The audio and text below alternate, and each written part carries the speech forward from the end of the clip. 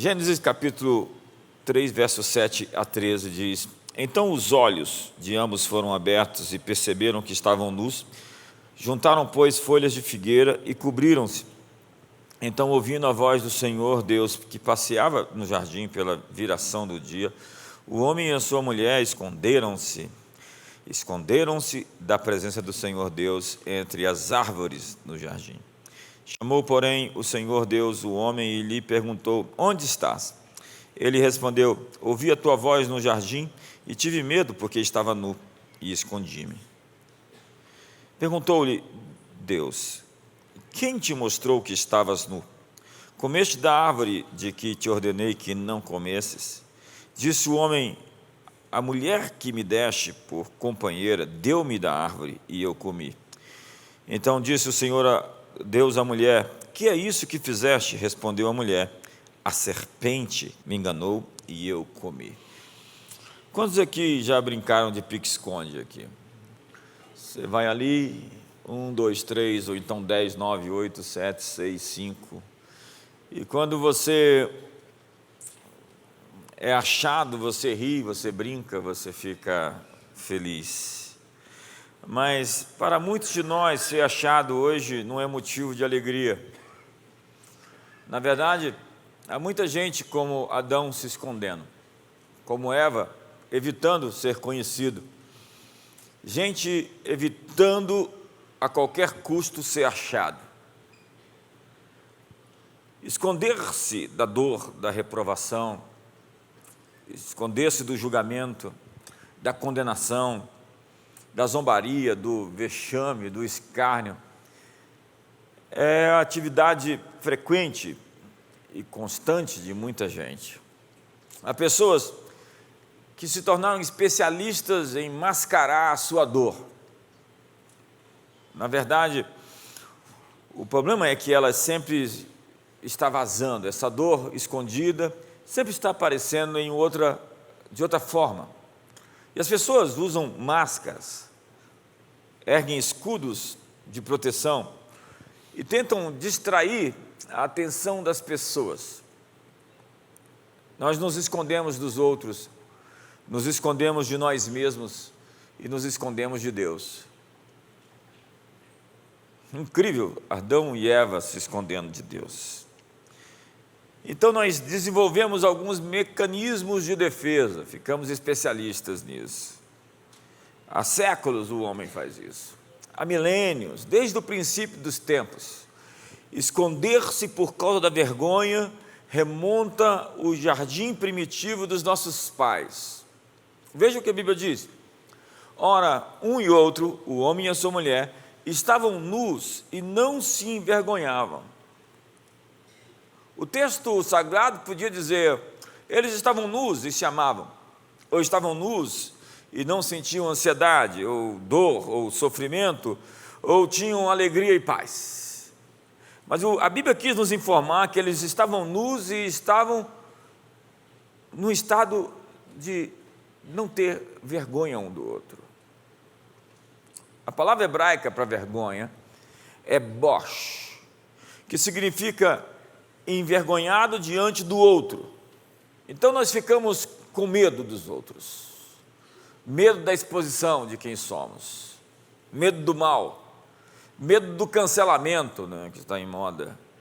Então Gênesis 3, verso 7 diz: Abriram-se então os olhos de ambos e, percebendo que estavam nus, coseram folhas de figueira e fizeram cintas para si.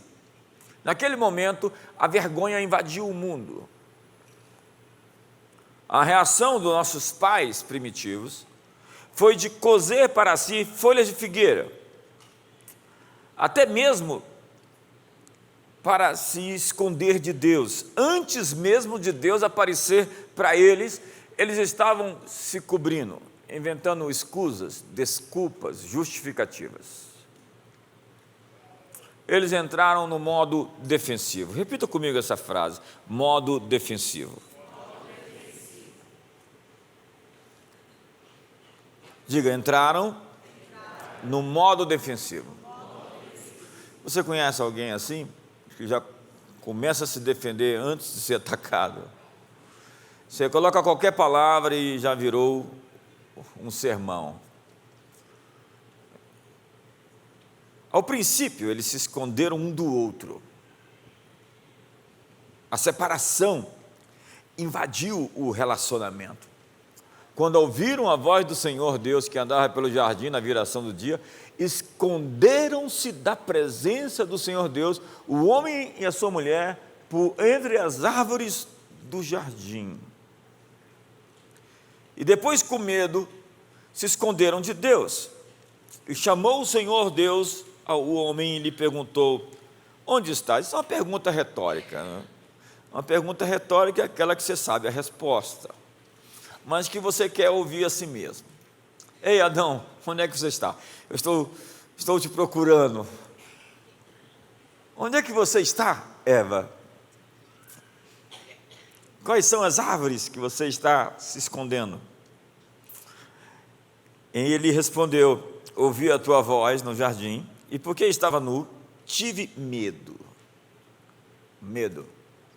e me escondi. Então Deus foi ao ponto. Deus sempre vai ao ponto. Se você vê a inteligência emocional de Jesus nos evangelhos, você se converte só de ver como ele é direto, preciso. Não existe uma vírgula nem um ponto perdido. A linguagem de Jesus é totalmente direta. É incrível como ele não perde palavras. Perguntou-lhe Deus: quem te fez saber que estavas nu? Comeste da árvore de que eu te ordenei que não comesses? Então, eles começaram o processo de jogar a culpa um no outro, né? Porque quem peca com você, pecará contra você. Dá um sorriso para o seu irmão do seu lado. E aí diz a Bíblia que Eva, começou o Adão, né? Foi a mulher que tu me deste por esposa. Ela me deu de comer a árvore e foi assim que aconteceu. Então a Eva vai dizer: foi a serpente que me enganou e eu comi do fruto.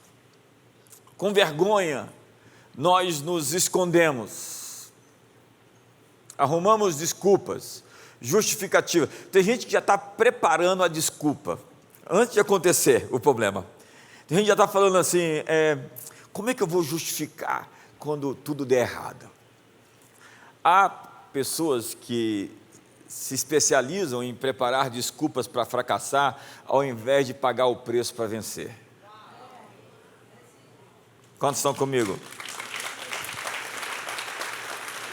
Então vem a fase de culpar os outros. E essa agenda progressista é especialista nisso. Sempre há um culpado para as coisas que não deram certo na minha vida. Nunca sou eu, é alguém. Eu tenho visto pessoas que se separam, do marido, da mulher, e de repente eles estão ali tentando arrumar defeitos e culpa no outro, ao invés de fazer uma introspecção e pensar por que aquilo deu tão errado. Obviamente que todos os dois são culpados, mas alguns querem jogar a culpa inteira no outro. Dá um sorriso para o seu irmão. Isso é tão tenso de falar, né? Desde aqueles dias, o homem tem sido governado pela vergonha. E para lidar com a vergonha, as pessoas perdem a vergonha. Seus corações ficam endurecidos, ficam cínicos, ficam sem vergonha. Ou então nos escondemos. As únicas pessoas que não sentem vergonha são sociopatas. Pessoas que não têm empatia ou a capacidade de se relacionar com os outros. Vira cara de pau mesmo. Eles são os que nós chamamos de os sem vergonha. Alguns deles se tornam zombadores, escarnecedores. Para não sentir mais vergonha, eles trabalham com o menosprezo. Eles se tornam a voz audível da vergonha, mas no fundo são os mais afetados por ela. No fundo, eles simplesmente embruteceram, endureceram, petrificaram o coração, porque não conseguem mais lidar com a vergonha, a culpa e o medo. Diz a Bíblia que Davi se retirou quando estava fugindo de Saul, na caverna de Adulão, e os seus irmãos e a casa do seu pai ouviu dizer e desceram para estar com ele, porque sabiam que a retaliação não seria somente sobre Davi, mas sobre toda a sua família. Então ajuntaram-se a ele todos os homens que se achavam em aperto, e todo homem endividado, e todos os amargurados de espírito, e Davi se fez chefe deles, e eram com eles uns 400 homens. Davi se fez chefe de 400 homens apertados, amargurados de espírito, endividados. Pensa na gente mais sem futuro, nos improváveis. E aqueles rejeitados e párias da sociedade transformaram o desprezo que eles sentiam em energia para vencer e se tornaram o maior exército que já existiu debaixo desse céu. Aqueles 30 valentes de Davi estão na lista desses homens endividados, amargurados, ressentidos e derrotados. Eles transformaram o que viviam, o que experimentaram, em uma plataforma de superação. Mas a vergonha está fortemente associada ao bullying, aos vícios, à depressão, à violência, suicídio, distúrbios alimentares, medo e rejeição. A vergonha vai lhe dizer que você não é suficientemente bom. Para Jung, a vergonha é o pântano da alma. Todos nós conhecemos a sensação da vergonha. E a vergonha tem a sua subjetividade. Nós a encontramos quando seguimos adiante em determinação para fazer algo. Estamos prontos para vencer e para ir adiante. Vou fazer isso, vou fazer aquilo. E nessa hora a vergonha disse, não. Você não é essa Coca-Cola toda. Você não é suficientemente bom. Você nem terminou a faculdade. A propósito, teu marido te deixou. Sua esposa foi embora. Eu sei o que você fez à sua mãe. Eu sei o que você fez no verão passado. Eu sei de onde veio a sua família. Sei de onde você veio. A vergonha tem um dedo em riste, né? Eu sei que você foi abusado quando era criança. Você não é suficientemente bonito, ou esperto, ou talentoso. Foi o que os fariseus disseram a Jesus quando queriam desqualificá-lo. Tu és todo nascido em pecado. Imagine que eles falaram, quem é esse mestre? De onde ele saiu? Por que ele está fazendo essas coisas? Vamos procurar saber mais sobre a sua vida. Então eles se referiram à sua mãe que apareceu grávida, ainda adolescente. Eles fizeram uma investigação de Jesus para saber se ele podia fazer as coisas que estava fazendo. Eles queriam envergonhá-lo. Você sabe, tem pessoas querendo envergonhar você. A vergonha é aquela coisa que quando você diz a si mesmo que vai fazer algo, ela diz a você, quem você pensa que é para fazer isso? Senhoras e senhores, Deus está dizendo a você hoje, quem você pensa que é para não fazer isso?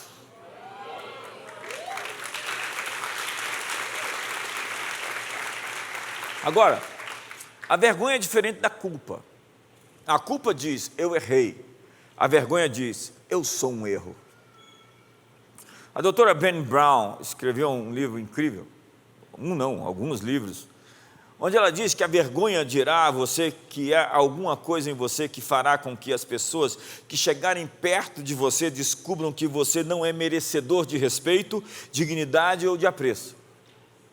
Por causa disso, a vergonha em você vai manter as pessoas longe e vai esconder você dentro de você mesmo, achando que quando as pessoas chegarem perto, elas vão te rejeitar por aquilo que você é.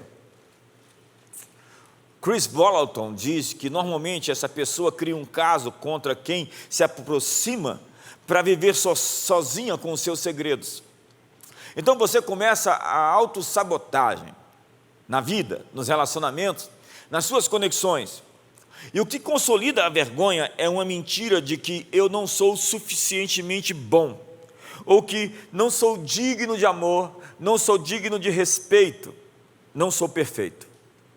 Mas, numa sociedade cheia de plásticas, de texturas, de imagem, de publicidade, é muita coragem ser imperfeito. É preciso ter coragem para ser imperfeito. A vergonha dirá a você: ei, você não é suficientemente rico, ou branco, ou negro, ou bonito, ou inteligente. E a vergonha é o medo da dissociação. Existem muitas pessoas com o coração partido que se sentem excluídas, indesejadas, inadequadas, o que as faz viver dissociadas, alienadas, solitárias com as suas frustrações. Intimidade, portanto, é chegar bem perto para ver o que há lá dentro. É a raiz da palavra íntimo. É chegar perto e ver o que está lá dentro. E o que dá razão e sentido à vida são conexões íntimas. Porque há muitas pessoas no meio da multidão se sentindo solitárias. E, na verdade, intimidade não é ter muitas pessoas à sua volta, mas ter muitas pessoas bem próximas de você. Nós fomos criados para nos sentir amados e para amar. E relacionamentos são a chave de uma vida bem-sucedida. Há pessoas que só têm relacionamentos na superfície. Elas mantêm a distância apropriada a fim de não mostrar nenhuma das suas falhas. E para permitir verdadeira conexão, nós precisamos deixar-nos ser vistos. Esse é o poder da vulnerabilidade. Diga comigo essa palavra, vulnerabilidade. Essa é uma palavra muito poderosa. Repita de novo, vulnerabilidade. Há pessoas que estão lutando para parecer fortes todo o tempo. Elas mostram seus bíceps. Elas querem apresentar sua inteligência, e sua sagacidade, sua esperteza. E enxergam a vulnerabilidade como algo frágil, como alguma fraqueza. Mas vulnerabilidade é um risco emocional, é exposição, é incerteza. E somente os fortes podem parecer vulneráveis. Vulnerabilidade é a medida da nossa coragem em nos deixarmos ser vistos.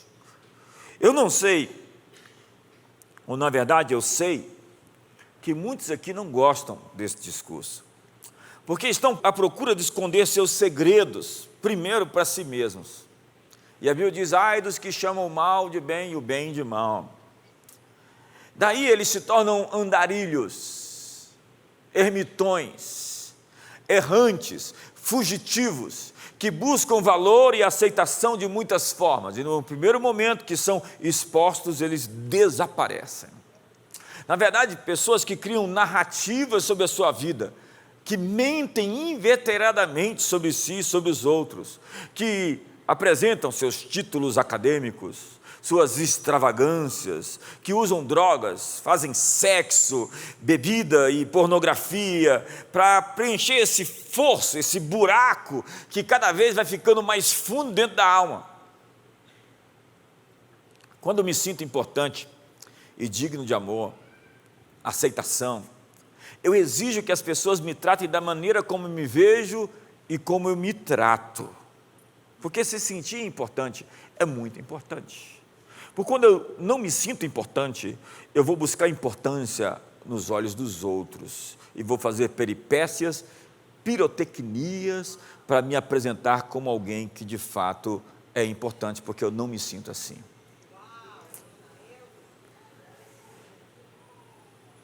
Quando temos dentro de nós esse sentido de dignidade e de merecimento, aceitação, nós cultivamos um sentimento de integração e de conexão. O que nos separa da intimidade é o medo de que não somos dignos, e se aquela pessoa descobrir o que temos dentro de nós, elas vão nos rejeitar. Nós temos medo da rejeição. Então fazemos o jogo de ser aceitos. Entramos em uma campanha publicitária para vender a nós mesmos. Abra o YouTube, abra o Instagram e você vai ver isso. E às vezes nós mudamos a embalagem, mas o conteúdo continua sendo o mesmo. Nós falamos de nós mesmos como se estivéssemos falando de outra pessoa. Alguém se chamando de ele, já viu? Usamos a terceira pessoa para nos definir. O JB? O JB é isso, o JB é aquilo. Esse é o grande começo para se tornar um monstrinho, do tipo o Sméagol, que só tem olhos para dentro de si. Master, my precious. Eu entro em crise quando alguém fala de si como se fosse outra pessoa. Você está com você agora? Espero que sim. Você trata as pessoas da maneira como se trata. E se você vive para se preservar, sobreviver, você vai se tornar uma entidade luciferiana. Pessoas resolvidas sobre a sua importância pessoal são aquelas que são capazes de se atropelar e seguir adiante. Incrivelmente, os mais importantes aos seus próprios olhos são os mais capazes de fazer os maiores sacrifícios pelas outras pessoas. Mas quem não se resolveu por dentro, luta a vida inteira para se defender, para se promover, para se preservar. E Jesus disse: quem perde a sua vida vai ganhá-la, quem ganha a sua vida vai perdê-la. Se o grão de trigo não morrer, não pode produzir fruto. Amor é sacrifício, sacrifício é amor. Quem não tem certeza da sua posição, vive asseverando a sua posição. Você conhece? O Bill Johnson diz que a ignorância sempre fala mais alto. E quando você levanta a sua voz para gritar, é porque você está muito inseguro a respeito do que você está para dizer.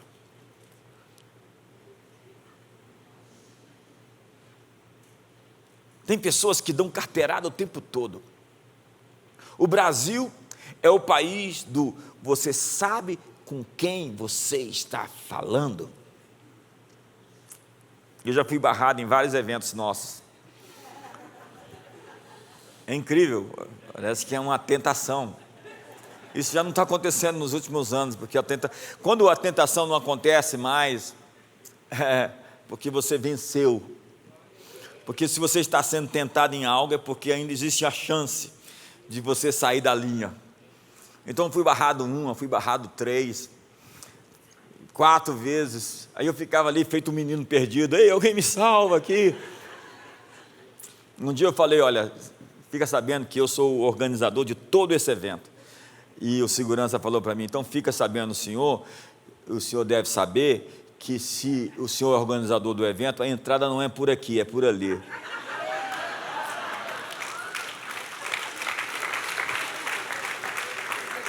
Aí eu olhei para ele e falei: sim, senhor. Eu falei: quem é aquele rapaz? Resolvido ele. Mas não foram poucas as vezes que as pessoas foram embora e saíram da igreja. Eu fui barrado. Ou desistiram quando enfrentaram situações que questionavam quem elas eram. É preciso ter coragem para ser imperfeito. Na quinta-feira aqui eu brinquei, eu comecei a falar o nome do preletor errado, e depois falei, eu fiz isso para me conectar com as pessoas, para mostrar para as pessoas que às vezes eu erro, quase nunca. Eu não sou perfeito, sou quase. Brené Brown diz que coragem vem da palavra coração e significa contar a história de quem nós somos de todo o coração. Não estou dizendo para você se expor a um inimigo. ou a estranhos, mas para se desarmar. Olha para o seu irmão e olha nos olhos dele e diga: vamos desarmar hoje. Abrir o coração e contar a sua história. Você precisa de alguém para contar a sua história. Ontem um pastor, um líder do Brasil, me ligou e falou: olha, eu só estou te ligando para abrir o coração e para falar o que eu não posso falar para ninguém. Mas eu estou bravo por isso, e assim. Eu falei: fica quieto, deixa Deus, chama Deus como advogado, Ele vai julgar a sua causa e vai tudo ficar certo. Num princípio o inimigo parece que está vencendo, mas espera mais um pouco, porque Deus vai bater o martelo.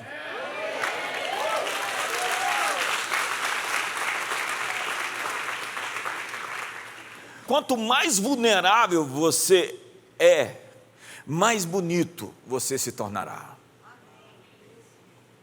Tem gente que já está assim, armado. Antes de você chegar, já está ali com facas prontas, espadas preparadas, armas nos dentes. Pessoas feridas vivem em estado de alerta. Elas não relaxam, encaram a todos como possíveis inimigos. É preciso ser gentil com você mesmo para depois ser gentil com os outros. Diga isso para o seu irmão.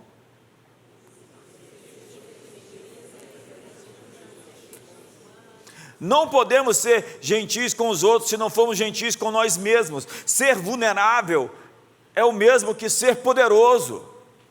Nós amamos pessoas vulneráveis. Você já percebeu? Quanto mais vulnerável a pessoa é, mais você consegue chegar perto e se sentir à vontade.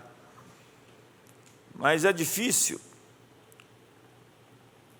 é bastante difícil numa sociedade ter como best-sellers livros como 48 Leis do Poder, em que uma das primeiras leis desse livro é: oculte suas intenções. Ou seja, seja fingido, falso. O contrário de ser vulnerável é ser dissimulado. Dissimulado. Tem gente que você olha assim, tem uma sombra. Tem gente que você olha assim, não tem relacionamentos profundos, é tudo na superfície. Você sabe que não consegue entrar além da epiderme, está ali na casca. Na verdade, ele criou essa casca para impedir as pessoas de chegar perto. Mas sinto dizer que você precisa de um ambiente onde você tem que se expor, aparecer e mostrar quem você é de fato.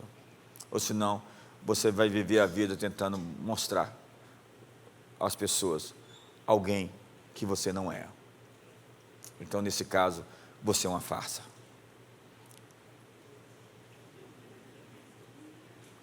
Dá um sorriso para o irmão do seu lado. Fala: não é pessoal.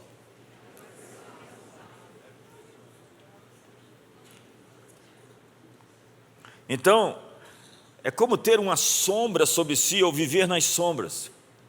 Sabe o que o sacerdote fazia antes de sacrificar? Ele tinha que olhar para si mesmo na bacia cheia de água. Antes de oferecer o sacrifício, existia uma bacia cheia de água onde ele ia olhar para si. Antes de acusar os outros, olhe para si. Jesus, nas palavras de Jesus antes de ver o argueiro no olho do teu irmão, veja a trave que está no teu. É preciso se enxergar, se ver, se perceber, se encontrar. É o que Agostinho de Hipona fazia nesse alto mergulho, esse mergulho para dentro de si. Ele inventou a psicologia em um certo sentido. No caso, Deus estava analisando ele, era o médico e ele no divã.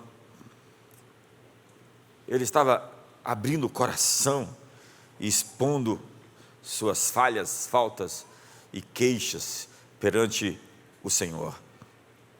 Mas nós não seremos nós mesmos enquanto nós estivermos machucados, feridos e na defensiva. A verdade é que não dá para se esconder todo o tempo. Uma hora vaza, por algum canto vaza. A gente brinca com a lei da compensação, sempre tem uma compensação. Quando o cara é legalista demais, saiba, tem alguma coisa que a gente não sabe. Um moralista assim da pesada, saiba, tem alguma treta. Quando falta cabelo aqui, tem que sobrar aqui.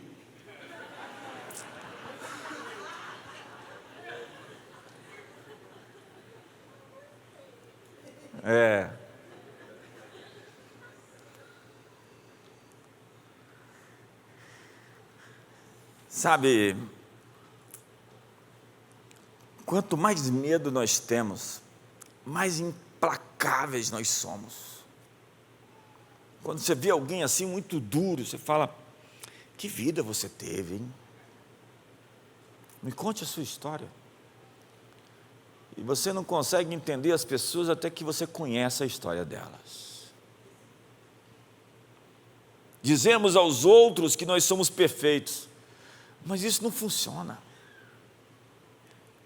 O que está por detrás de um profundo sentimento de dignidade própria chama-se amor incondicional. Amor incondicional. Nós precisamos desse ambiente onde nós dizemos: nós amamos você, apesar de você. Amamos você com as suas faltas. Amamos você com as suas falhas. Amamos você com os seus defeitos. Pessoas com dignidade pessoal podem dizer às outras: eu te amo primeiro.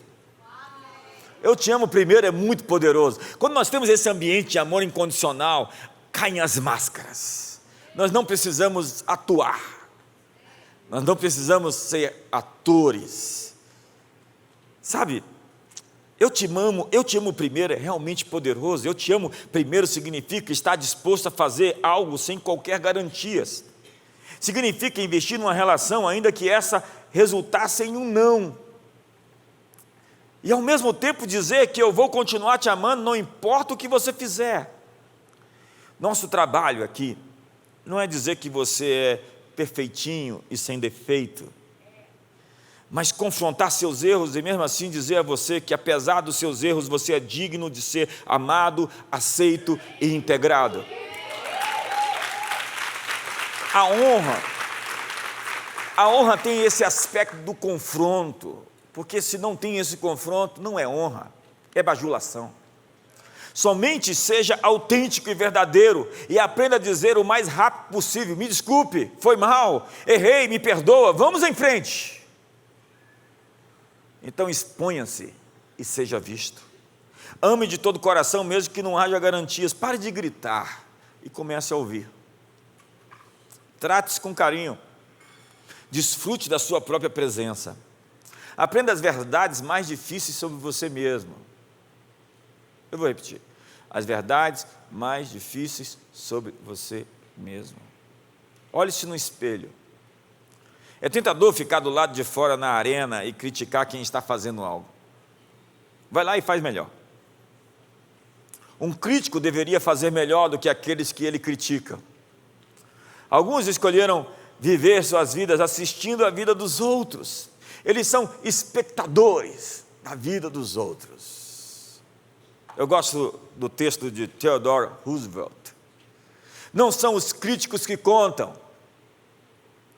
Não é o homem que se senta e aponta aquele que faz boas ações, poderia ter feito melhor as coisas e como ele tropeça e cai.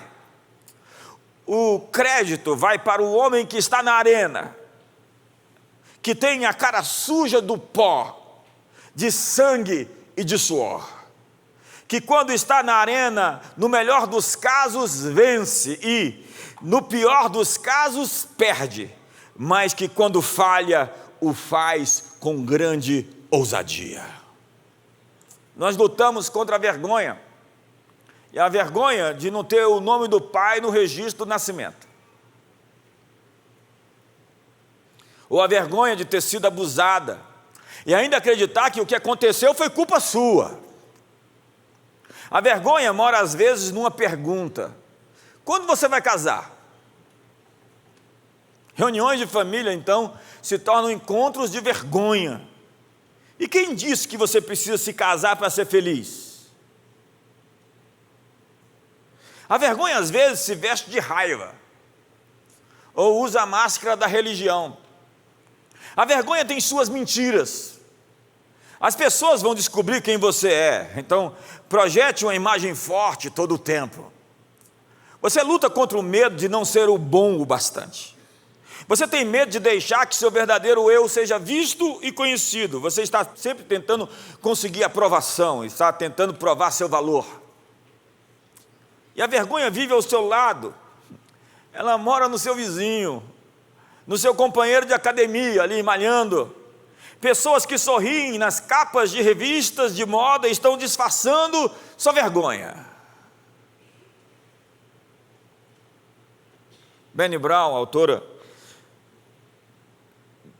de alguns livros, como eu disse, define a vergonha como o sentimento ou a experiência intensamente dolorosa de acreditar que somos imperfeitos e, portanto, indignos de aceitação, de pertencermos a um lugar ou a alguém. Brown diz sobre a vergonha: indignos de aceitação e de pertencimento a um lugar ou a alguém. Por isso que temos os andarilhos, que não tem lugar nenhum para chamar de seu. Errantes, que vivem de relacionamento em relacionamento, de igreja em igreja, de empresas, trocam de endereço todo o tempo e alguns não têm nem endereço. Se sentir importante é importante. Diga isso para o seu irmão. Então diz a Bíblia: ouvi a tua voz no jardim, tive medo e me escondi.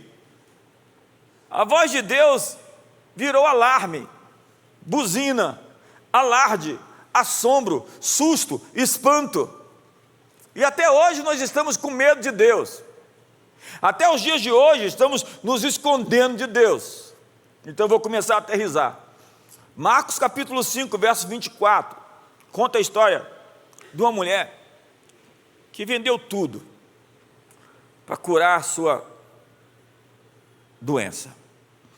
Ela tinha um sangue que não estancava, uma menstruação que não parava. Jesus foi com ele, grande multidão seguia comprimindo. Aconteceu que certa mulher, que havia 12 anos, vinha sofrendo de uma hemorragia, e muito padecer à mão de vários médicos, tendo despendido tudo quanto possuía, sem contudo nada aproveitar, antes pelo contrário, indo a pior. Tendo ouvido a fama de Jesus, vindo por detrás dele, por entre a multidão, tocou-lhe a veste. Porque dizia: se eu apenas lhe tocar as vestes, ficarei curada. E logo se estancou a hemorragia e sentiu no corpo estar curada do seu flagelo. Jesus, reconhecendo imediatamente que dele saíra poder, virando-se no meio da multidão, perguntou: quem me tocou nas vestes? Essa é a famosa história da mulher do fluxo de sangue. Ela estava escondida há 12 anos. Ela não tinha opção. Estava excluída da família, da comunidade. Ela sofria a vergonha de ser impura. Estava proibida de sair em público ou de tocar em qualquer pessoa, perante a lei. Em Levítico capítulo 15, havia uma lei sobre saúde e higiene que se tornaram rituais de opressão. No primeiro século, ali na região da Palestina, as pessoas viviam em pequenos quartos, sem privacidade, sem banheiros. E aquela mulher estava com um fluxo constante de sangue saindo de si. Imagine, ela foi isolada, acabou com seus recursos econômicos para ser curada, estava fraca pela perda de sangue num ciclo menstrual contínuo, anêmica. Imagine o seu cheiro. Ela não tinha absorventes, toalhas ou chuveiros, não tinha máquina de lavar nem secadora para os panos sujos. Mas ela ouvira falar de Jesus. Os cegos estão vendo, os surdos ouvindo, mortos estão ressuscitando. E ela dizia: se eu apenas tocar na orla do seu manto. E a orla do seu manto era o tizirite. Eram as franjas nos cantos das roupas, com um cordão azul na beirada de cada canto. O problema era que tocar ali naquela veste de um homem eram ofensa. Somente a família mais íntima podia tocar na orla desse manto. Uma esposa, um pai, uma mãe, uma filha, um filho. Qualquer pessoa que tocasse sem ser da família seria uma ofensa grave. Pior, no momento em que tocou em Jesus, Jesus parou, se virou e disse: quem tocou nas minhas vestes? Aquela mulher vivia escondida, e agora ela fora descoberta.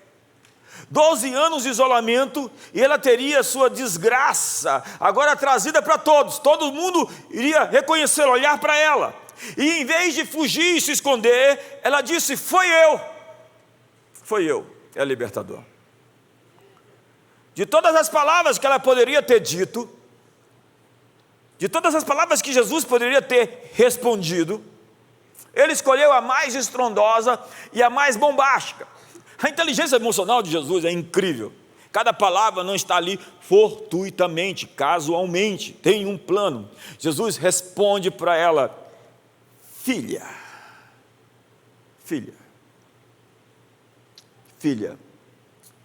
você pode tocar na orla do meu manto. Filha, eu te dei essa permissão, essa intimidade, essa possibilidade. Filha, a tua fé te salvou, vai-te em paz e fica livre do teu mal.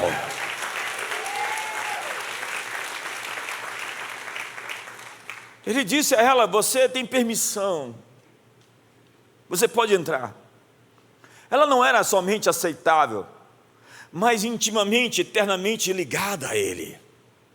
Ele não somente levou sua doença embora, Ele lhe deu dignidade e quebrou as algemas da vergonha, porque a vergonha só pode ser quebrada pela intimidade. É a intimidade que quebra o medo e a vergonha. Hoje, há muitas pessoas sangrando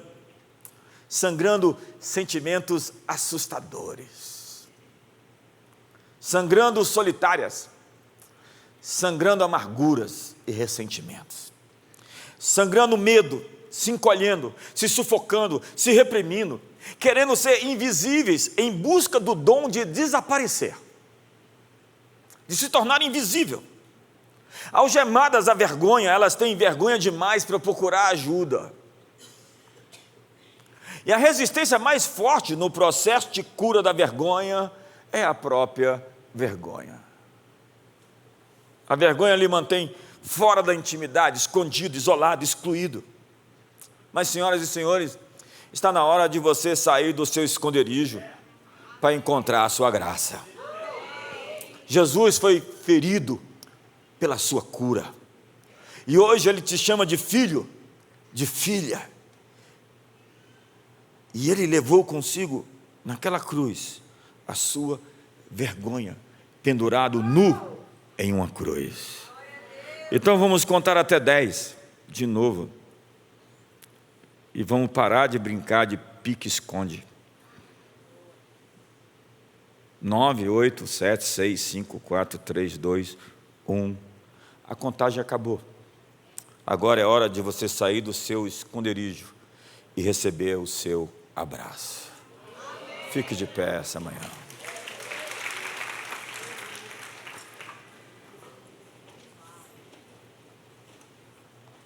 Diga comigo: vergonha?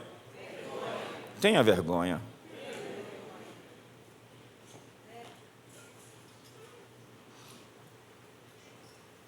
Feche seus olhos.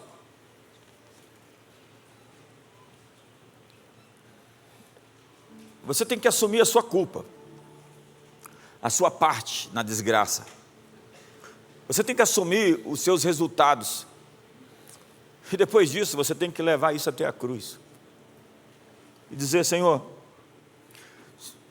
você pode fazer de qualquer bagunça uma mensagem, de qualquer desastre um testemunho, de qualquer infortúnio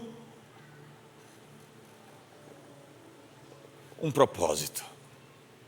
Porque todas as coisas cooperam conjuntamente para o bem daqueles que te amam. Então eu quero levar as desgraças, e as perdas, e as dores até a Ti, para que o Senhor transforme esses elementos e dê uma nova substância, um novo significado a eles. Então qualquer coisa contra você se torna em seu favor. Se você souber encarar isso de frente, parar de se esconder, de se justificar, de colocar a culpa nos outros, olhar para você no espelho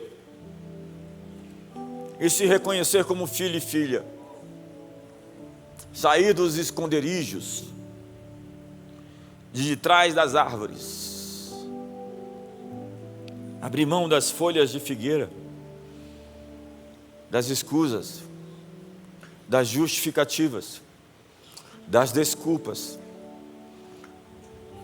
das contradições do ser, das alienações, da dureza. Porque você resolveu ficar duro para não sentir mais, não é isso? Você anestesiou seus nervos existenciais porque você não quer mais sofrer. É pesaroso, é doloroso ter que abrir essa ferida, mas feridas precisam ser tratadas, e elas estão consumindo você por dentro, e você precisa do bálsamo de Gileade.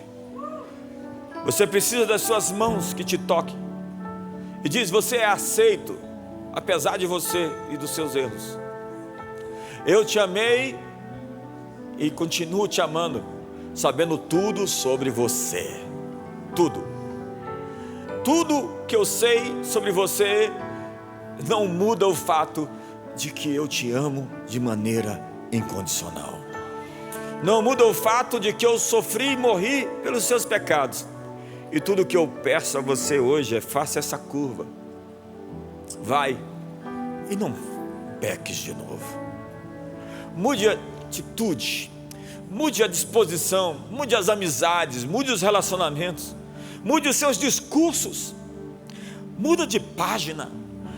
Vira esse disco, ele está arranhado, essa história está mal contada, a conta não fecha. Eu tenho uma nova história para você. É mais do que uma nova página, tem um novo livro, um novo discurso, uma nova história. Ao invés das suas mentiras, eu quero lhe contar uma grande história de verdade. Ao invés dos seus pesadelos, eu tenho sonhos incríveis para você. Então saia da casca, saia da crosta, saia dessa redoma que você construiu para tentar se proteger. Se exponha, mostre a sua cara, venha à luz. Porque se andarmos na luz como na luz Ele está, temos comunhão uns com os outros, e o sangue de Jesus nos purifica de todo pecado. Então receba hoje o seu sangue, receba hoje a sua remissão, a sua redenção, a sua restauração. Levante as suas mãos e seja completamente redimido e limpo pela sua obra da cruz salvífica, substitutiva, redentora. Receba hoje um novo início. Pai, hoje nós convidamos a Tua presença, convidamos o Teu Espírito hoje, nos expomos a essa majestosa, magnífica, extraordinária presença e pedimos que essa manifestação nos cure por dentro, nos sare. Tire de nós essa coisa encardida, envelhecida, borolenta, antiquada. Arranque de nós a religião, porque Tu dizes: toda árvore que meu Pai não plantou será arrancada. Arranca de nós todas essas sementes ruins, toda essa sabotagem, esse autoabuso, essa violência que cometemos contra nós mesmos. Nós nos tornamos culpados de condenar de maneira tão severa, ou de simplesmente contemporizar quando deveríamos ajustar e alinhar. Estamos aqui para fazer os alinhamentos e as correções de rota. Estamos aqui para ajustar a frequência e viver sob a graça do perdão, a graça do amor uns pelos outros, a graça da redenção, tirando o dedo enriste, o dedo que aponta, tirando a língua que maldiz, que critica, alinhando nossos discursos e narrativas, ajustando nossos corações, para que a batida do nosso peito represente a tua, fazendo do nosso coração um altar, onde o fogo da tua presença,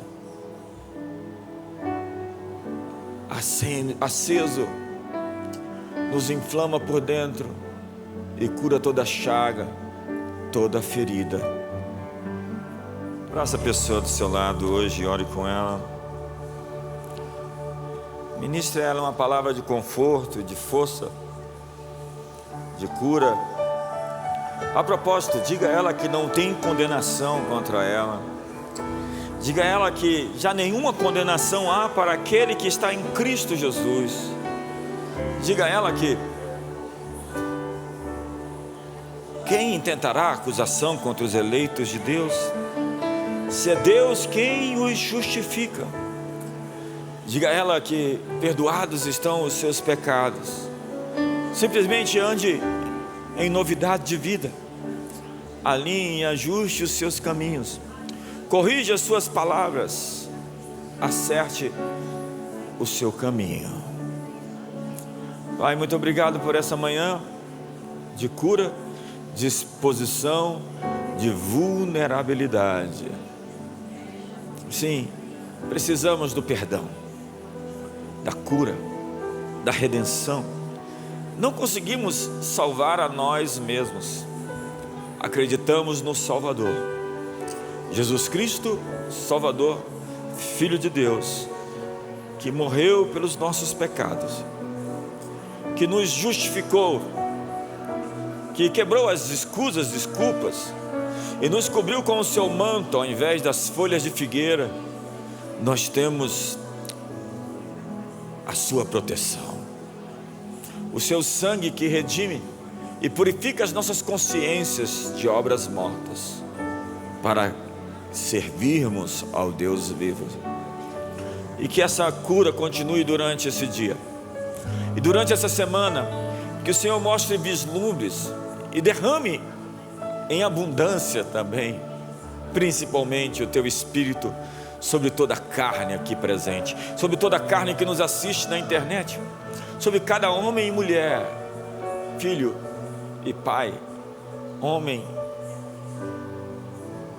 criança, idoso, branco ou negro. Derrama o teu Espírito sobre nós e visita-nos com graça, com misericórdia, com favor, com a tua bondade. Mostra-nos a tua bondade, mostra-nos a tua fidelidade, e que o amor de Deus, a graça de Jesus e a comunhão do Espírito Santo seja sobre todos. Uma ótima semana.